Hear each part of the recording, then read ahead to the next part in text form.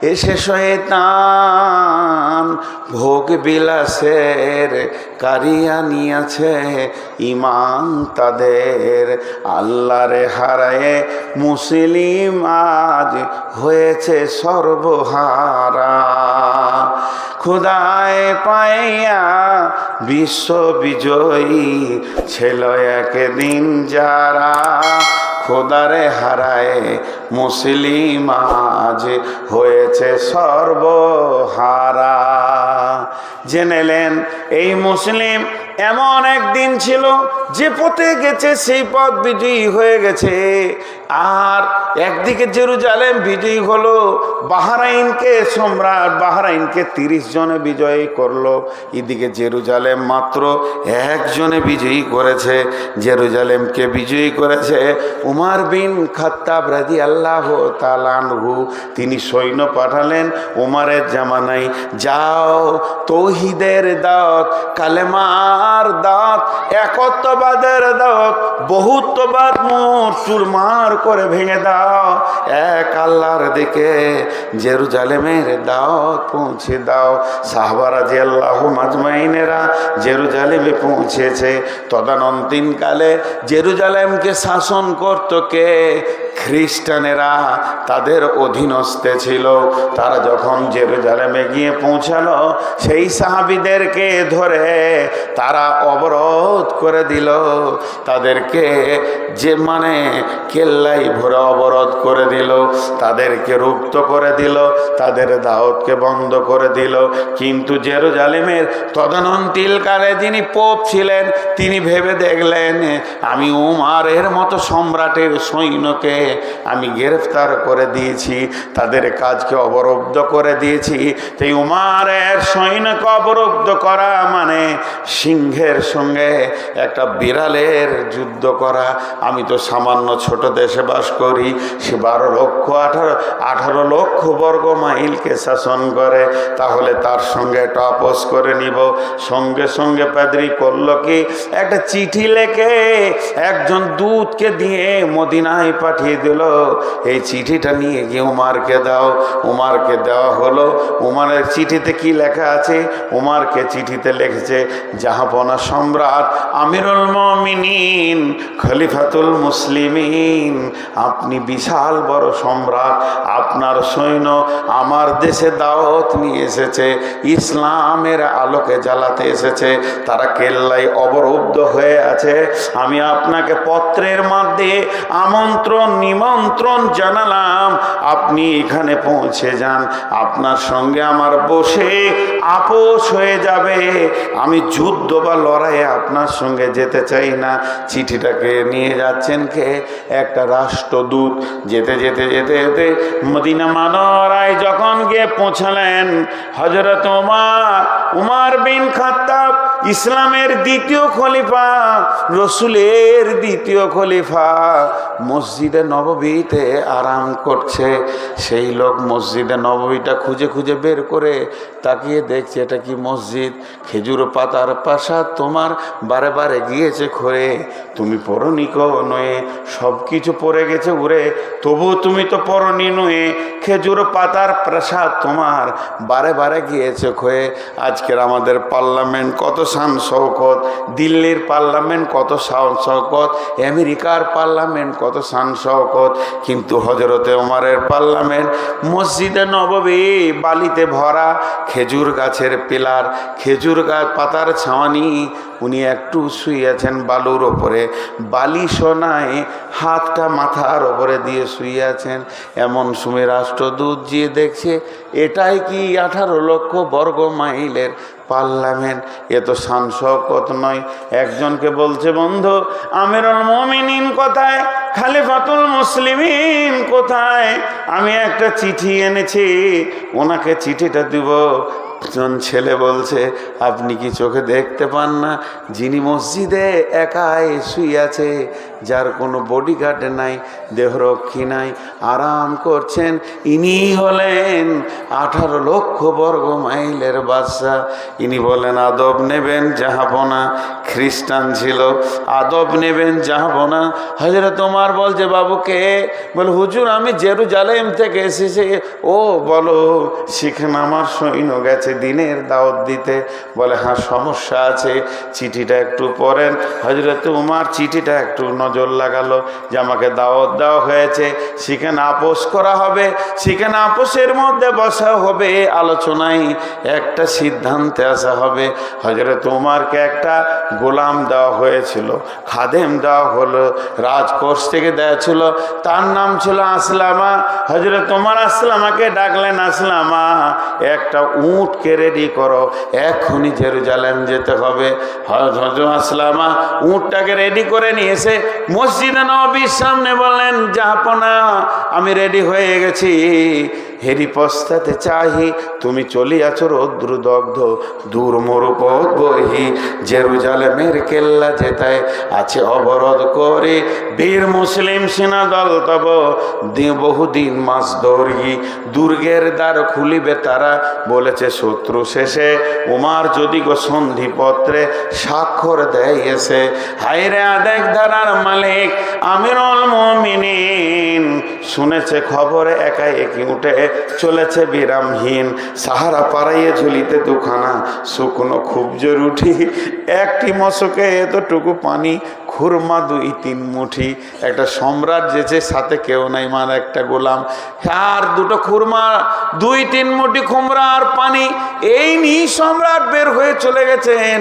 মরুর ঊর্ধ্ব আকাশে সূর্য আগুন বৃষ্টি করে, সেই সে আগুন তাতে খৈসম ফুটে বালুকার মরু পরে, কিছু দূরে যেতে উঠ হতে নামি, কহিল গোলামের ভাই পেরেশান বড় হইয়াছ চলিয়া।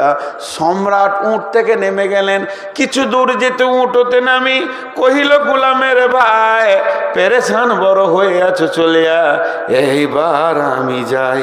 উটের রশি ধরিয়া অগ্রে উঠে বসো, উঠে তপ্ত বালুতে চলেছে চরণে, রক্ত উঠেছে ফুটে, ভিত্ত দস্ত ধরে চুমি হাত, তখন সেই গোলাম উমরের হাতটা ধরে চুমকিয়ে বলছে, এখন এ আদেশ করেন কেমনে আপনি, গোলাম রহিবে উটের পিঠে আরাম করিয়া বসি, আর হেঁটে যাবে খলিফা উমর ধরিয়া উটের রশি। খলিফা হাসিয়া বলে, দেখছি আমি না হাসলে উটে চাপতে পারবে না। খলিফা হাসিয়া বলে, তুমি জিতে গিয়ে বড় হতে চাও, ভাই রে এমনই চলে, রোজ কিয়ামতে আল্লাহ যেদিন বলিবে উমর ওরে, করিনি খলিফা মুসলিম জাহানের তরে, সুখ তরে তোরে, কি জবাব দিব, কি করিয়া মুখ দেখাবো। রসুলের ভাই আমি তোমাদের প্রতিনিধি মাত্র, মোর অধিকার নাই, আরামে সুখের মানুষ হইয়া মানুষের নিতে সেবা, ইসলাম বলে সকলে সমান, কে বড় ক্ষুদ্র কে বা। গোলাম চড়িল উটের পিঠে, জুমা উমার ধরিল রশি, মানুষে স্বর্গে তুলিয়া ধরিয়া ধুলাই নামিল শশী। পালাক্রমে চলছে চলতে চলতে চলতে এবার জর্ডান নদী এসে গেছে। নদীটা পার হয়ে গেলেই জেরুজালেমে চলে যাবে, বর্ডার পার হয়ে চলে যাবে। ওদিকে বর্ডারে সবাই শুনতে পেয়েছে আমিরুল মুমিনিন আসে, 18 লক্ষ বর্গ মাইলের বাদশা আসে। সঙ্গে সঙ্গে কোম্পানি মেজর পাঠিয়ে দিয়েছে কয়েকজনকে, যাও তোমরা স্যালুট করবে, স্বাগতম জানাবে উমারকে আমাদের দেশে আসার জন্যে, আমরা ধন্য, এই স্বাগতমটা দিবে আর তোমরা স্যালুট জানাবে।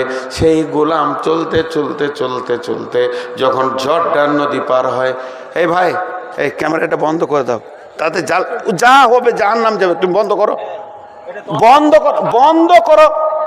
আর আমি একটা কথা বলবো না বন্ধ না করা পর্যন্ত। খুলে দাও, যাও তুমি ওগুলো পর্দা খুলে চলে যাও।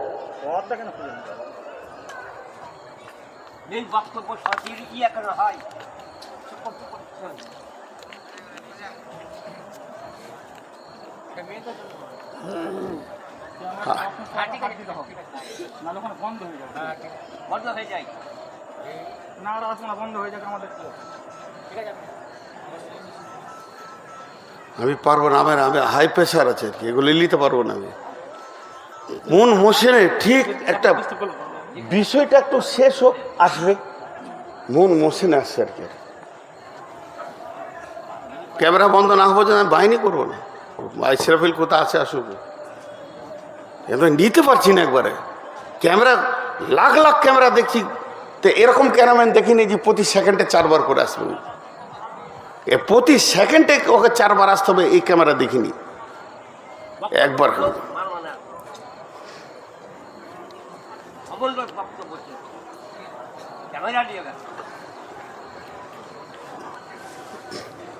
আস্তাগফিরুল্লাহ আল্লাযী লা ইলাহা ইল্লা হুয়াল হাইয়ুল কাইয়্যুম।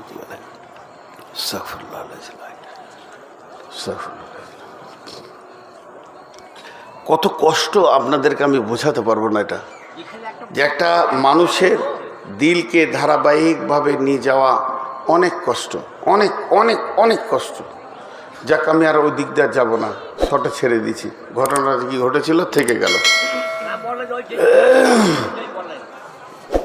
কি করে বলবো? ওকে আমি মানা করছি, তারপরও ও এসে কোন কোন ধরনের ক্যামেরা দিয়েছ যে এত ঘন ঘন আসবে, আর কোন সময় আসতে হবে ওকে একটু ভাবতে হবে। তো সে ভাবছেও না। আমি সেই মোশনটা আর আনতে পারছি না, এর জন্য আমি ক্ষমা প্রার্থী। বিসমিল্লাহির রহমানির রহিম। লাইসাল বিররা আন তুওয়াল্লু উজুহাকুম কিবালাল মাশরিকি ওয়াল মাগরিবি ওয়ালাকিন্নাল বিররা মান আমানা বিল্লাহি ওয়াল ইয়াউমিল আখিরি ওয়াল মালাইকাতি ওয়াল কিতাবি ওয়ান নাবিয়্যিন ওয়া আতাল মালা আলা হুব্বিহি যাবিল কুরবা ওয়াল ইয়াতামা ওয়াল মাসাকিনা ওয়া ইবনাস সাবিলি ওয়াস সাইলিনা ওয়া ফির রিকাব ওয়া আকামাস সালাতা ওয়া আতাজ যাকাতা ওয়াল মুফুনা বিহাদিহিম ইযা হাদু ওয়াস সাবিরিনা ফিল বাসাই ওয়াদ দাররাই ওয়া হিনাল বাস উলাইকা আল্লাযীনা সাদাকু ওয়া উলাইকা হুমুল মুত্তাকুন। মুসলমানদের যেটা ব্লাড, যেটা রক্ত আল্লাহ রসুল দিয়ে গেছেন, আমরা রক্ততে মেডিসিন দিতে দিতে দিতে আমাদের রক্তগুলোকে পুঁজে পরিণত করে নিয়েছি। এর জন্য আমাদের রক্ত গরম হচ্ছে না, রক্ত বুঝছে না, আসছে না। কেন? আমি সেই কিছু ঘটনা আপনাদের সামনে 2টি ঘটনা তুলে ধরেছি। একটা শেষ করলাম তবুকের, আর এটা শুরু করেছি উমর বিন খাত্তাবের কথা। তা সেই ওরা পালাক্রমে চলছে, চলতে চলতে চলতে চলতে জর্ডান নদী যখন পার হবে, তো যে সৈন্যগুলো স্বাগতম দেওয়ার জন্য দাঁড়িয়ে আছে, সেই সৈন্যগুলো স্যালুট মেরেছে। স্যালুট মেরেছে, বলছে আদব নেবেন জাহাপনা, আমাদের দেশে আসার জন্য আমরা খুব আনন্দিত, আপনার আশা আমাদের জন্য অনেক ধন্যবাদ, সুস্বাগতম। কিন্তু বন্ধু স্যালুট মেরেছে, স্যালুটটা মারবি মার, গোলামকে মেরে দিয়েছে আসলামাকে। কারণ আসলামার পালা পড়েছে, উপরে থাকবে ঘোড়ার লাগাম, উটের লাগাম ধরে হাঁটবে উমার। আসলামা উটের উপর থেকে ঝরঝর করে কেঁদে 2টি হাত জোর করে বলছে, বন্ধু আমাকে কেউ আমিরুল মুমিনিন বলবেন না, আমাকে কেউ খলিফাতুল মুসলিমিন বলবেন না, আমি ও নয়, আমার নাম আসলামা, আমি খলিফার গোলাম, যিনি উটে লাগাম ধরে হাঁটছেন, ওনার হুকুমে আমি ওপরে বসে আছি, নিচে যেতে পারছি না। ইনি হলেন আমিরুল মুমিনিন, খলিফাতুল মুসলিমিন। বর্ডারে যত সৈন্য ছিল ঝরঝর করে কাঁদলো। কোম্পানি মিলিটারি মেজর বুক খুলে কথা বলতে শুরু করলো, হুজুর যাবো না, বাদশাহ অনেক দেখেছি, রাজা দেখেছি, অনেক বড় বড় মানুষ দেখেছি, কিন্তু পূর্ণাঙ্গ মানুষ আমরা কোনো দিন দেখি নাই। আপনি পূর্ণাঙ্গ মানুষ, আপনি কত দামি মানুষ, গোলাম উটের পিঠে, আর আপনি লাগাম ধরে হাঁটছেন। একটা গোলাম আর একটা খলিফা পালাক্রম করে নিয়েছেন, এত বড় মানুষ আমরা জীবনে দেখিনি। এই বলতে বলতে গির্জাতে গিয়ে বসলেন, যে গির্জাতে খ্রিস্টানদের যাদের পূজা হয় তারা ঈশা মাসিকে মারিয়ামকে আল্লাহ বলে ডাকে। গির্জা ঘরে বসে বসে অনেকক্ষণ কথা চলছে, তৌহিদের কথা চলছে, একত্ববাদের কথা চলছে। চলতে চলতে এমন সময় দেখছেন হযরতে উমর নামাজের ওয়াক্তে এসে গেছে। তখন ওই দেশের যে প্রধান ছিলেন, গির্জার যিনি পোপ ছিলেন, সব থেকে বড় পাদ্রীর কাছে হযরত উমরের মতো ব্যক্তি, ইনি একটা ছোট দেশের মালিক, ছোট দেশকে শাসন করে, আর 18 লক্ষ বর্গ মাইলের বাদশা। তিনি বলছেন, হুজুর আমাকে 2 মিনিট ছেড়ে দেন। বলে কেন? বলে আমি একটু গির্জার বাইরে গিয়ে নামাজের টাইম হয়ে গেছে, কসর করে 2 রাকাত নামাজে পড়ি। তখন পাদ্রী বলে উঠল, আমাদের এই আঙ্গিনায় গির্জায় পড়িলে নামাজ হবে নাকি কবুল আল্লাহর দরগায়? তুমি যদি একবার আমাদের এই গির্জাতে নামাজটা পড়ে নাও, আল্লাহ কি কবুল করবে না? হযরত ওমর ছিলেন খুব দূরদর্শিতা বিচক্ষণ মানুষ। তিনি বলে ফেললেন, শোনেন বন্ধু, আগ্নে গির্জায় আমি নামাজ পড়ব, কিন্তু আমি আমার সৈন্যকে কন্ট্রোল করতে পারবো না। যদি আমার এখানে নামাজ পড়ে নি, সৈন্যরা বুঝে ভাববে জেরুজালেম বিজয়ী হয়ে গেল, গির্জাটাকে ভেঙে এবার মসজিদ বানাতে হবে। তাহলে গির্জা ভেঙে মসজিদ বানানো তখন শুরু করে দেবে, আমি সামলাতে পারবো না।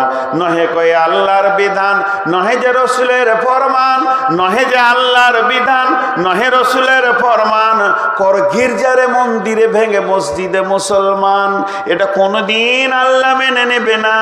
মন্দির গির্জা ভেঙে মসজিদ করো, রসুলও এ ফরমান দিয়ে যায়নি যে তোমরা মসজিদকে ভেঙে মন্দির কর, মন্দিরকে ভেঙে মসজিদ করো, গির্জাকে ভেঙে মসজিদ করো। এটা হাদিস কোরআনে কোথাও নাই।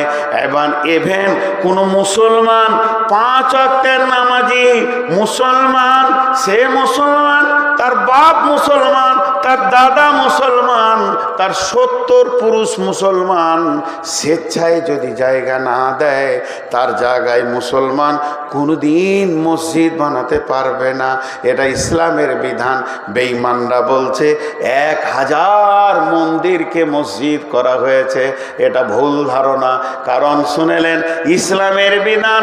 উমর তখনই বলেছিলেন, নহে কয় এই আল্লাহর হুকুম, নহে যে রসুলের বিধান, কর গির্জারে ভেঙে মসজিদে মুসলমান, আমাকে বাইরে নামাজ পড়তে দেন।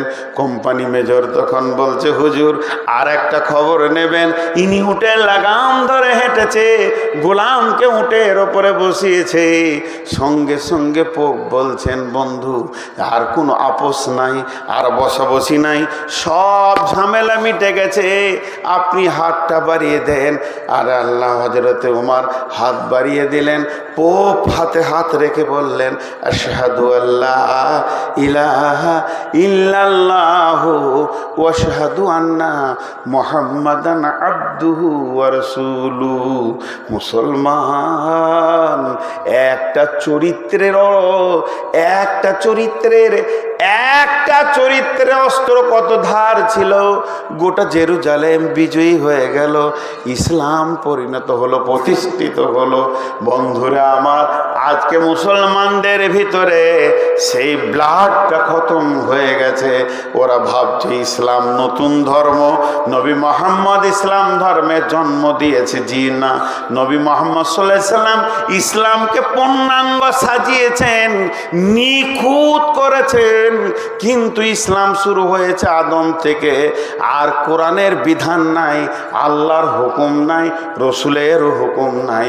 মন্দির ভাঙো মসজিদ করো, আর গির্জা ভাঙো মসজিদ করো, কোনোদিন মসজিদ হবে না। পৃথিবীর সমস্ত মুসলমান জানে। আল্লাহ তাবারাক ওয়া তাআলা বলছেন, ওই সাহাবীরা কোন শক্তির বলে বিশ্বটাকে বিজয়ী করেছে। এখন 2 মিনিট আমার ব্যক্তিগত কথা বলবো, 2 মিনিট, না কোরআন না হাদিস। তারপরে আয়াতগুলো আপনাদের সামনে একটা একটা করে তুলে ধরবো। 2টা ঘটনা বললাম, ভেবেছিলাম আর একটা বলবো। 30 জন সাহাবী বাহরাইনকে বিজয়ী করেছিলেন। এই এক একটা সাহাবী, এক একটা বুলেট, ওরা যেদিকে হেঁটেছে সেই দিকটা বিজয়ী হয়েছে। ওই জন্য আল্লাহ সূরা নূরের সূরা নূরের 55 নম্বর আয়াতে বলছেন কি, ওয়াদাল্লাহুল্লাযীনা আমানু মিনকুম ওয়া আমিলুস সলিহাতি লা ইয়াস্তাখলিফান্নাহুম কামাস্তাখলাফাল্লাযীনা মিন কাবলিকুম। আল্লাহ তাবারাক ওয়া তাআলা বলছেন, আমি তোদের সঙ্গে ওয়াদা করছি যে তোরা কাজ কর। ওয়াদাল্লাহুল্লাযীনা আমানু মিনকুম ওয়া আমিলুস সলিহাতি, তোরা আমার সঙ্গে ভালো আমল কর, সৎ আমল কর। তোরা 100% আমার কাছে ঈমান আন। ঈমান আনার পর যখন তোরা সবাই আমলে নেমে যাবি, তা আমি আল্লাহ তোদের সঙ্গে ওয়াদা করছি। কিসের ওয়াদা শুনেলেন? আল্লাহ তাবারাক ওয়া তাআলা বলছেন, কি বলছেন? ওয়াদাল্লাহুল্লাযীনা আমানু মিনকুম ওয়া আমিলুস সলিহাতি লা ইয়াস্তাখলিফান্নাহুম ফিল আরদি কামাস্তাখলাফাল্লাযীনা মিন ক্বাবলিকুম। শুনেলে এ বিশ্ব মুসলমান, 2025 সালের জন্য এটা আয়াত। হে ভারতবর্ষের মুসলমান, পশ্চিমবঙ্গের মুসলমান, ওয়াদাটা আমার ওয়াদা নয়, নূর মোহাম্মদের ওয়াদার মুখে লাত মেরে দেন, ওকে ঝাঁটা মেরে দেন, ওর মুখে সরিয়ে দেন। ওয়াদাটা কোনো মূল্য নাই। আমি ওয়াদা করলে আর একটা জিনিসের দরকার হবে, আল্লাহর তৌফিকের দরকার হবে। আল্লাহ তৌফিক দিলে আমি ওয়াদা পূরণ করতে পারবো, আর আল্লাহ যদি তৌফিক না দেয় আমি ওয়াদা পূরণ করতে পারবো না। পৃথিবীর যত মানুষ আছে ওয়াদা করবে, পেছনে ওদেরকে তৌফিক নামে একটা বস্তু লাগবে। যদি না দেয় ওই তৌফিকটা আল্লাহ ওয়াদা পূরণ করতে পারবে না। কিন্তু আপনারা একবার মুখটা খুলেন, আল্লাহর হস্তে মুখ খুলে বলেন, আল্লাহ যদি ওয়াদা করে, আল্লাহকে কি তৌফিকের প্রয়োজন আছে নাকি? আল্লাহ যদি ওয়াদা করে তৌফিকের প্রয়োজন আছে? নাই। আল্লাহর ওয়াদা সত্য, আল্লাহর ওয়াদা সত্য, আল্লাহর ওয়াদা সত্য। ওয়াদাল্লাহি হক, ওয়াদাল্লাহি হক। সেই আল্লাহ বলছেন, কি বলছেন? বিসমিল্লাহির রহমানির রহিম, ওয়াদাল্লাহুল্লাযীনা আমানু মিনকুম। আজকের এই মাহফিলের লক্ষ্যটাকে বলছি। আল্লাহ এখনই বলছেন, ধরেন, আমি তোদের সঙ্গে ওয়াদা করছি। ওয়াদাল্লাহুল্লাযীনা আমানু মিনকুম, এ ঈমানদারের দল, আমি তোদের সঙ্গে ওয়াদা করছি। কি ওয়াদা করছেন আল্লাহ? আল্লাহ ওয়াদাটা কি করছেন? আর আমানু ওয়া আমিলুস সলিহাতি লা ইয়াস্তাখলিফান্নাহুম ফিল আরদি। আমি তোদের সঙ্গে ওয়াদা করছি, দুটি কাজ তোরা কর। এক নম্বর হচ্ছে 100% ঈমান আন, আর আমার আমলের ময়দানে 100% ঢুকে যা। এক নম্বর ওয়াদা, তোরা ঈমান আনবি, আমলের মধ্যে ঢুকে যাবি। কি দিব এর পরিবর্তে? শুনে দে, লা ইয়াস্তাখলিফান্নাহুম ফিল আরদি, পৃথিবীটা পরিবর্তন করে দেব, পৃথিবীর শাসনটা পরিবর্তন করে দেব। তোদের বিরুদ্ধে চলছে এখন, তোদের পক্ষ হয়ে যাবে। এক রাতে করে দেব, 1 সেকেন্ডে করে দেব। কেমন করে দিব?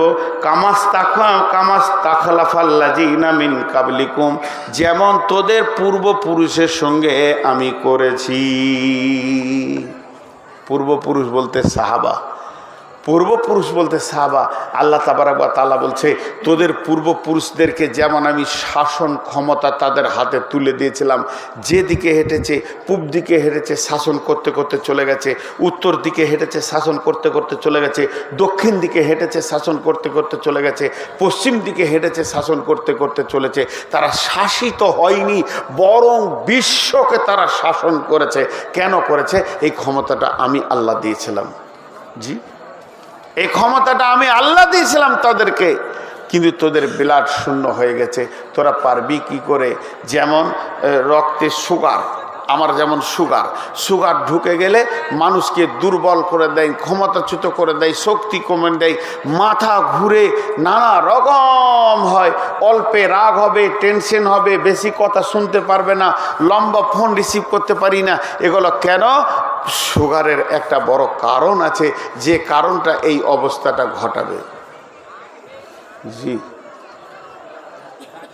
আপনাদেরকে বিরক্ত লাগছে নাকি? সকলে একবার বললেন সুবহানাল্লাহ, আলহামদুলিল্লাহ, ওয়া ইলাহা ইল্লাল্লাহু, আল্লাহু আকবার, নারে তাকবীর। মুসলমান আজও জিন্দা আছে। খালি আমরা একটু রিপেয়ার করি।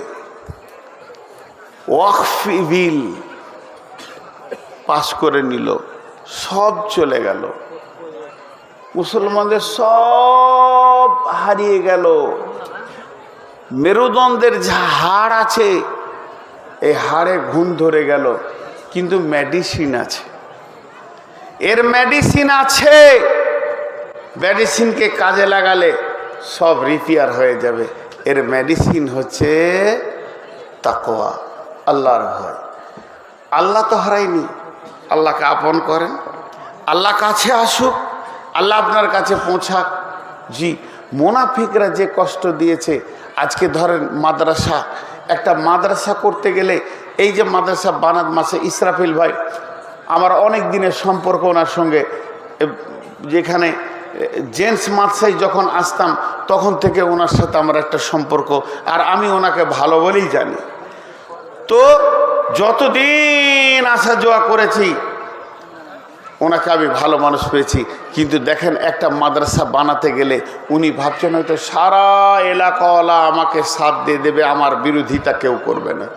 এটা নয়, স্বয়ং রাসূলুল্লাহ সাল্লাল্লাহু আলাইহি সাল্লাম জিহাদের ময়দানে বেরিয়েছে, তবুকে মুনাফিক তার পেছনে বিরোধিতা করেছে।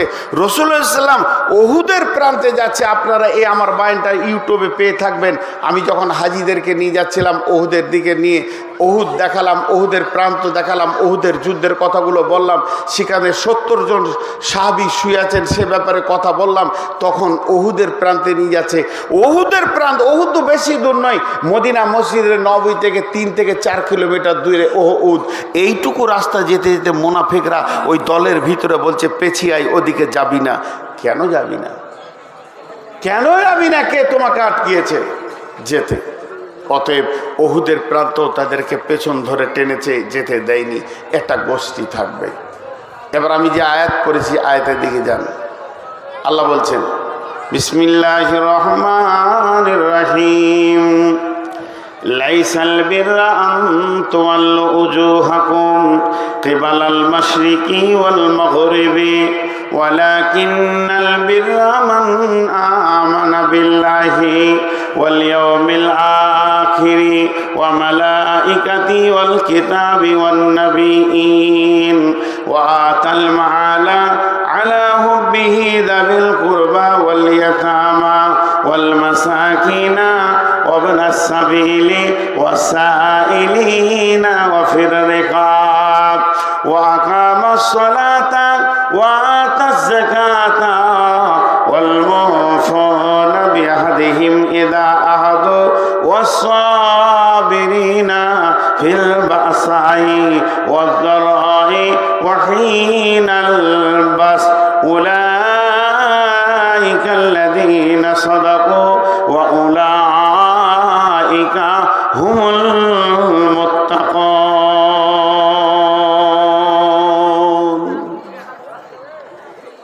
দুটো কথা খালি কানে ভরেলেন, দুটি কথা কানে ভরেলেন, মাত্র দুটি বলবো। এতক্ষণ আমি যে বক্তব্য আপনাদের সামনে রাখলাম, সেইটা থেকে যেটা পেয়েছেন, এরপরে যেটা পাবেন। প্রথম যেটা আমি বক্তব্য রাখলাম, আমাদের উত্তরসূরি যারা পূর্বে ছিল, যারা আমাদের মুরব্বী, যারা আমাদের ইতিহাস, তাদের ইতিহাসটা দিলাম, তারা কজনে দেশ জয় করেছে, তা তাদের কাছে কোন ক্ষমতাটা ছিল আর আমাদের কাছ থেকে কোনটা হারিয়েছে, ওটাকে আনতে হবে। এটাই আমার বক্তব্য। আল্লাহ তাবারাক ওয়া তাআলা বলছেন, মুসলমানদের যেটা ক্ষমতা, তার নাম হচ্ছে তাকওয়া, তার নাম হচ্ছে আল্লাহর ভয়। এই যে রমজান গেল, রমজানের ভিতরে গোটা রমজানটা রাখা হলো কেন? রমজানটা বানানো হয়েছে লাআল্লাকুম তাত্তাকুন, তোদেরকে আমি মুত্তাকি বানাবো, তোদের ব্লাডের ক্ষমতা বানাবো, তোদেরকে আমি আল্লাহওয়ালা বানাবো। আল্লাহ বান্দা, বান্দা আল্লাহ একটা সম্পর্ক হয়ে যাবে। পৃথিবীর মানুষ আমাদের সঙ্গে না থাকলে যদি শুধু আল্লাহ থেকে যায় যথেষ্ট হয়ে যাবে। এর জন্যে আল্লাহ মুত্তাকি বানিয়েছেন। তাহলে প্রকৃত মুত্তাকিকে, এই মুত্তাকিটা যদি আমাকে রাখতে হয়, চিরদিন ধরে রাখতে হয়, মওত পর্যন্ত রাখতে হয়, আমি এমন আমল করব যেন আমি আর মুত্তাকিত্ব না হারিয়ে যাই। আমি মুত্তাকি হয়ে প্ল্যাটফর্মে থাকব, আমার দ্বারা সমস্ত কাজ হবে, আমি সব কাজ করতে পারবো। আল্লাহ তাবারাক ওয়া তাআলা বলছে তোর ভিতরে 5খানা ঈমান রাখতে হবে আর 5টা আমল পৃথিবীর বুকে করতে হবে। এই 5 5 10 10টা আমলের ময়দানে যখন তুমি দাঁড়িয়ে থাকবে, আল্লাহ তাবারাক ওয়া তাআলা তোমাকে মুত্তাকি করবেন। আর আল্লাহ কোরআনে বলছেন বিসমিল্লাহির রহমানির রহিম, ওয়ালিল্লাহিল ইজ্জাতু ওয়ালিরাসূলি ওয়ালিল মুমিনিন ওয়ালাকিন্নাল মুনাফিকিনা লা ইয়াফকাহুন। এই পৃথিবীতে ইজ্জত পাবে কে? আল্লাহ পাবে। আর কে পাবে? রসুল পাবে। আর কে পাবে? মুমিন পাবে। তাইলে আমি বেজ্জতি হচ্ছি, আমি ইজ্জত পেছি না। না মার্কেটে ইজ্জত আছে, না গ্রামে ইজ্জত আছে, না শহরে ইজ্জত আছে, পথে ঘাটে অপদস্থ হচ্ছে। তাহলে আল্লাহর কালাম পাকের সঙ্গে মিলছে না। জি না, তা নয়, বরং আমি মুমিনের বর্ডারের বাইরে চলে গেছি, মুমিনের আওতাভুক্ত নাই। যে কাজ করলে আমি মুমিন হব ওই কাজ আমার দ্বারা হচ্ছে না। এর জন্যে আমাদের অপদস্থ কপালে পড়ে গেছে, অহান রোগে আমাদেরকে ধরেছে।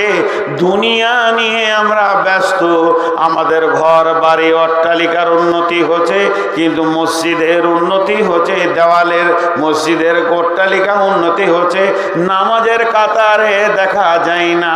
মুনাফিকের মতো কয়েকটা দিন রমজান মাসে চালিয়ে নিলাম, এখন মুসাল্লিগুলো হারিয়ে গেছে। আল্লাহ তাবারাক ওয়া তাআলা বলছেন 5টা জিনিসের উপরে ঈমান আন, মান আমানা বিল্লাহ। তুমি আল্লাহর উপরে ঈমান আনো, রসুলের উপরে ঈমান আনো, আল্লাহর উপরে তুমি কামিল ঈমান আনো। আল্লাহর উপরে ঈমান, রসুলের উপরে ঈমান। আমাকে রসুলের মতো রোগে সাজে সাজতে হবে, রসুলকে জিন্দেগির আইডিয়াল বানাতে হবে, আদর্শে রসুলে চলতে হবে। আর তারপরে আমাকে করতে হবে আখেরাতের উপরে ঈমান আনতে হবে, পরকালের উপরে ঈমান, কিতাবের উপরে ঈমান, কোরআনের উপরে ঈমান, যত কিতাব আছে ঈমান। আর সারা পৃথিবীতে যত নবী এসেছিলেন নবীদের উপরে ঈমান আনতে হবে। আল্লাহর উপরে ঈমান, আখিরাতের উপরে ঈমান, নবীদের উপরে ঈমান, আর ফেরেশতার উপরে ঈমান। 5টা জিনিসের উপরে ঈমান আনতে হবে। আল্লাহর উপরে ঈমান, আখিরাতের উপরে ঈমান, কিতাবের উপরে ঈমান, ফেরেশতার উপরে ঈমান, আর নবীদের উপরে ঈমান। একদম দৃঢ় বিশ্বাস রাখতে হবে আল্লাহ আছি, তিনি এক, ওয়াহদাহু লা শারীক, যার কোনো অংশীদার নাই। 2 নম্বর, পরকাল আছেই, পরকাল আছেই, পরকাল হবেই, পরকালের প্রতি ঈমান। 3 নম্বর, যে ফেরেশতা বলে একটা গোষ্ঠী রয়েছে যে আমাদের সমস্ত গুনাহ নেকি লিখছে, শুধু তাই নয়, তারা আমার এগেনস্ট পার্টি, এর উপরে ঈমান। নবী যত কিতাব এসেছে, আসমানি কিতাব যত এসেছে, সব কিতাব সত্য, কিন্তু আমাদের আদর্শের কিতাবের নাম হলো কোরআন, এর উপরে ঈমান। আর সমস্ত নবীর উপরে ঈমান। 5টা জিনিস আমল করতে হবে।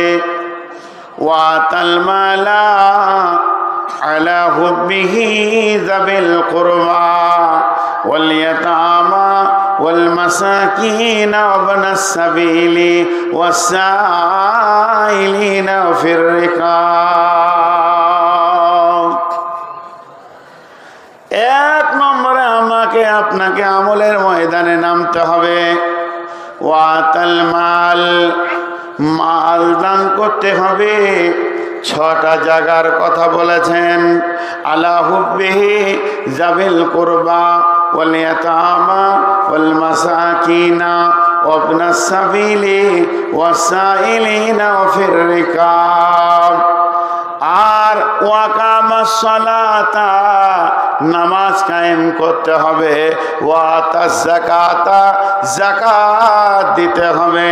নামাজ কায়েম করতে হবে, সালাত কায়েম করতে হবে। মুসলমান সালাত ছেড়ে দিলে হবে না। ওয়াতাজ যাকাতা, যাকাত যাদের উপরে ফরজ আছে যাকাত দিতে হবে।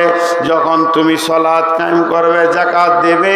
ওয়াল মুফুনা বিআহদিহিম ইযা আহাদু, যখন কারোর সঙ্গে কোনো ওয়াদা করবে, ওয়াদা খিলাফ করা যাবে না, ওয়াদা পূরণ করতে হবে। ওয়াসসাবিরিনা ফিল বাসাই ওয়াদ-দারাই ওয়া হিনাল বাস, বিপদ আপদে এবং যুদ্ধের ময়দানে ধৈর্য ধারণ করতে হবে। যখন এই কথাগুলো করবে তখন আল্লাহ বলছেন উলাইকাল্লাযীনা সাদাকু, তোমরাই হলে সত্য। ওয়া উলাইকা হুমুল মুত্তাকুন, তোমরাই মুত্তাকি।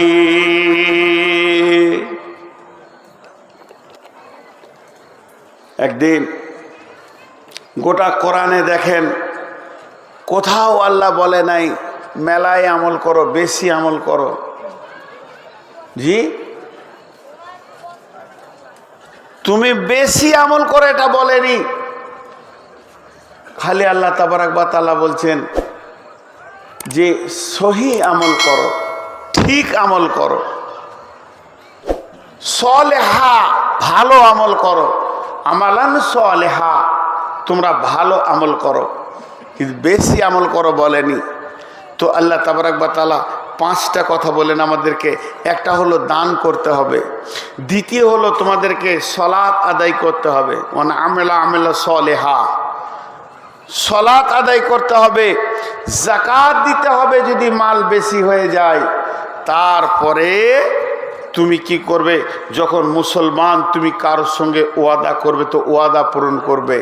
আর 3 নম্বর 4 5 নম্বরে হলো যখন বিপদ আপদ আসবে তখন ধৈর্য ধারণ করবে। ছোট্ট একটি কথা বলি। বিসমিল্লাহির রহমানির রহিম। ইয়া আইয়ুহাল্লাযীনা আমানু হাল আদুল্লুকুম আলা তিজারাতিন তুনজিকুম মিন আযাবিন আলীম তুমিনুনা বিল্লাহি ওয়া রাসূলিহি ওয়া তুজাহিদুনা ফি সাবিলিল্লাহি বিআমওয়ালিকুম ওয়া আনফুসিকুম যালিকুম খায়রুল লাকুম ইন কুনতুম তা'লামুন। আল্লাহ বলছেন, কত সুন্দর কথা। কথার আগে একটা ছোট্ট কথা বলি। এক একটা কাজের এক একটা প্রিপারেশন, এক একটা কাজের এক একটা প্রিপারেশন। মন দিয়ে শুনবেন, নাহলে বুঝতে পারবেন না। কোনো ছেলে কলেজ যাবে, ঘরে গোসল করেছে, কলেজ যাওয়ার আগে প্রিপারেশন কি আছে? ব্যাগ নেবে, সে যে রকম পড়াশোনা করে সেরকম খাতা ডায়েরি কলম গোছাবে, বেরিয়ে যাবে। কেউ শ্বশুর বাড়ি যাবে, সে ব্যাগ গুছাবে, তাতে কাপড় লুঙ্গি যেটা দরকার প্রয়োজন বেরিয়ে যাবে। কেউ মেয়ের বাড়ি যাবে, সে সেই রকম মাল নেবে, প্রিপারেশন নেবে, গুছাবে, বেরিয়ে যাবে। তার একটা ডাক্তার চিকিৎসা করতে যাবে, সে ব্যাগ নেবে, ওষুধ নেবে, আপনার টেলিস্কোপ নেবে, আর কিছু নেবে, থার্মোমিটার নেবে, বেরিয়ে যাবে। তার মানে প্রত্যেকটা কাজে যে যেমন কাজে বেরিয়ে যাবে তার আগে সে সেরকম রকম প্রিপারেশন নেবে, সেই রকম তৈরি হবে, সেই রকম মালগুলোকে গুছাবে, তারপরে বেরিয়ে যাবে। এবার আল্লাহ বলছেন, আপনাকে আমাকে বেরোতে বলছেন কিসে? ইয়া আইয়ুহাল্লাযীনা আমানু, হে ঈমানদারেরা, হাল আদুল্লুকুম আলা তিজারাতিন তুনজিকুম মিন আযাবিন আলীম, আমি কি তোমাদেরকে এমন একটা ব্যবসা শিখিয়ে দেব না যে ব্যবসাটা করলে তোমরা আযাবে আলিম থেকে বেঁচে যাবে? আযাবে আলিম থেকে বাঁচবো। আযাব থেকে বাঁচার জন্য আল্লাহ নিজে বলছেন এমন একটা ব্যবসা করো যে ব্যবসাতে তুমি আযাব থেকে বাঁচবে। সেটা কি? মরার পর আযাব। আযাবিন আলিমের দুটি ভাগ, মরার পরও আযাব, জাহান্নামের আযাব, কবরের আযাব, পুলসিরাতে আযাব, কিয়ামতের আযাব থেকে বেঁচে যাবে। আর মরার আগে আযাব রয়েছে, ছেলে বাপকে মারবে, আর ঘর সংসার ঝামেলা চলবে, আর আপনার অভাব অনটন চলবে, নানা রকম আযাব রয়েছে। অন্য জাতিরা মুসলমানদেরকে ধরবে, কাটবে, এও আযাব চলছে। মানসিক অশান্তি চলছে, এ আযাব চলছে। টাকা পয়সার অভাব অনটন, এটা হলো পার্থিব জীবের আযাব। সব থেকে বড় আযাব হচ্ছে মুসলমানদের মনের বিরুদ্ধে দেশের আমির বানিয়ে দেবে, এইগুলো হলো আযাব। তাহলে পৃথিবীর আযাব থেকে যদি তুমি বাঁচতে চাও, কবরের আযাব থেকে যদি তুমি বাঁচতে চাও, আল্লাহ নিজে রাস্তা বলে দিচ্ছেন। আমি কি তোমাদেরকে এমন একটা ব্যবসা শিখিয়ে দেব না, এমন একটা কৌশল শিখিয়ে দেব না যে কৌশলটা করলে পরে আযাবে আলিম থেকে বেঁচে যাবে? তাতে পৃথিবী হোক, তাতে আখিরাত হোক, তাতে কবর হোক, তাতে হাসর হোক, পুলসিরাত হোক, সব জায়গায় তুমি বেঁচে যাবে। আল্লাহ প্রথমেই বলছেন তুমিনুনা বিল্লাহি ওয়া রাসূলিহি ওয়া তুজাহিদুনা ফি সাবিলিল্লাহ। যখন তুমি বেরিয়ে যাবে আল্লাহর রাস্তায় কোনো কাজ করার জন্যে, জাদ্দোজিহাদ করার জন্যে, তুমি দিনকে প্রতিষ্ঠিত করার জন্য বেরিয়ে যাবে, তার আগে দুটি প্রিপারেশন তোমাকে নিতে হবে। তোমার ব্যাগে, তোমার দেহে, তোমার মনের অ্যালবামে দুইটি জিনিসকে তুমি ভরে নেবে। তাহলে তুমি জিহাদের ময়দানে বিপদে পড়বে না, ওই জায়গায় তোমার বিপদ হবে না, না দুনিয়াতে হবে না আখিরাতে হবে। তুমিনুনা বিল্লাহি, আল্লাহকে সম্পূর্ণ তুমি সঙ্গে নাও। আল্লাহকে সাথে না নিয়ে তুমি ময়দানে যেও না, কাজের ময়দানে যেও না, জিহাদের ময়দানে যেও না। আল্লাহকে না নিয়ে খবরদার তুমি যাবে না, বিপদে পড়বে, ফেরে পড়বে। তোমার সঙ্গে আল্লাহ নাই, তুমি কামিয়াব হতে পারবে না। তুমিনুনা বিল্লাহি ওয়া রাসূলিহি, রসুলকে সঙ্গে করে নাও। তার মানে রসুল তো নাই, তিনি তো চলে গেছেন, কেমন করে সঙ্গে করে নেব? পরিপূর্ণ রসুলের সুন্নতকে তোমাকে আগে জমাতে হবে। মনে করেন জিহাদ মানে তালোয়ার, তা নয়। জিহাদ মানে বিধর্মীকে কাটো, এটাও নয়। শরীয়ত এটা বলেনি। জিহাদ মানে হচ্ছে প্রচেষ্টা। তাহলে তোমাকে আল্লাহকে, রসুলকে সঙ্গে নিতে হবে। তারপরে তুমি যে জিনিসটার প্রচেষ্টা করবে, ওই ময়দানে নেমে যাও। ওয়াজুরাহিদুনা ফি সাবিলিল্লাহি বিআমওয়ালিকুম ওয়া আনফুসিকুম যালিকুম খায়রুল লাকুম ইন কুনতুম তা'লামুন।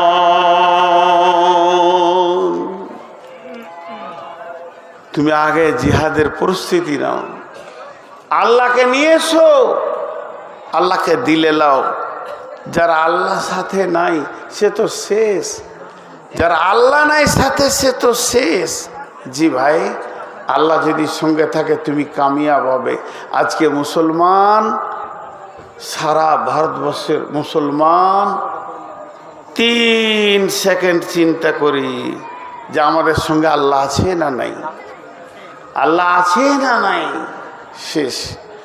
এখানে কেউ বুকে হাত দিয়ে 100তে 100 বলতে পারবো না যে আমার আচরণ, আমার আমল, আমার চলাফেরা, আমার ওয়াদা, আমার ভাষা, আমার লেনদেনে আমার উপরে আমার আল্লাহ রাজি আছে, বলতে পারবো না। আজকে আমরা আল্লাহকে হারিয়ে দিয়েছি। সব থেকে বড় সম্পদ আমরা আল্লাহকে হারিয়েছি। বাস এইটাই খালি ভাবতে হবে। আমি আর কিছু আপনাদেরকে বলবো না। যদি আল্লাহ আমাদের থাকতো, সব আমাদের হয়ে যেত। ছোট্ট একটি সূরা, ছোট্ট সূরা, আমাদের সবারই মুখস্থ আছে সূরাটার নাম বিসমিল্লাহির রহমানির রহিম লিইলাফি কুরাইশ ইলাফিহিম রিহলাতাশ শিতাই ওয়াস সাইফ ফালিয়াবুদু রব্ব হাযাল বাইত الذي أطعمهم من جوع وآمنهم من خوف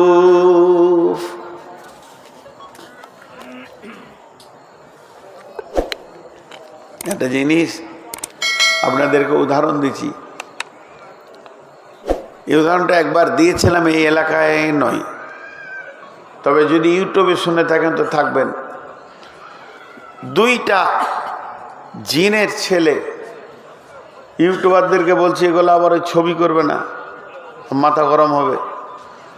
জিনেদের দুইটা ছেলে বসে খেলা করছে, আর একজন বেদে বেদে যারা সাপ ধরে ঘুরে বেড়াচ্ছে। তখন একটা জিনের ছেলেও আরেকটাকে বলছে, ওর বন্ধুকে, যে আমি সাপ হব আর ওই আমাকে ধরতে আসবে আর আমি পালিয়ে যাব। তো ওই বেদেটাকে আজকে পেরেশান করব, তুই দেখবি। তো তোকে বলছি আমি যদি বিপদে পড়ে যাই তাহলে তুই আমাকে ছাড়াবি, যদি ধরেই লাই, আর এই পানিটা তোকে দিলাম আমার গায়ে ফেলে দিবি, তা আমি আবার জিন হয়ে যাব। উদাহরণ দিচ্ছি, মিসাল, হাদিস লয়, কোরআন লয়। কালকে ফোন করে বলবেন যে হাদিস নম্বরটা বলেন, দমবার হয়ে যাবে। তো এটা একটা গল্প। এবার বেদেটা ওর কাছে যখন এসছে, ও তখন সাপ হয়ে গেছে। ই ভাবছে যে সাপ ধরবো, ধরছে, তো সাপটা পালিয়ে গেছে। যেদিকে দেয়ালে উঠলো, দেয়াল থেকে পড়ে গেল, গাছে উঠতে যেছে, লটকে পড়ে যেছে, যেদিকে যেছে লটকে পড়ে যেছে। তারপরে ওর যে খাপটা আছে যেখানে সাপ রাখে, ওটা ফুটাটা দিয়েছে, সাপটা ফুরফুর করে ঢুকে গেল, ও খপ্পুটা বেঁধে নিয়ে চলে গেছে। তখন এই জিনেদের ছেলেটা মানুষের রূপ ধরে বলছে, ওটা সাপ লয়, ওটা জিন আছে, দাও না জি। বলে চুপ, সাপ আছে, কোনো মতি দেয় না। শেষকালে বলছে তুমি ওটা খুলো তো একবার। খুলেছে, পানিটা দিয়ে দিয়েছে, তা আবার জিন হয়ে গেছে।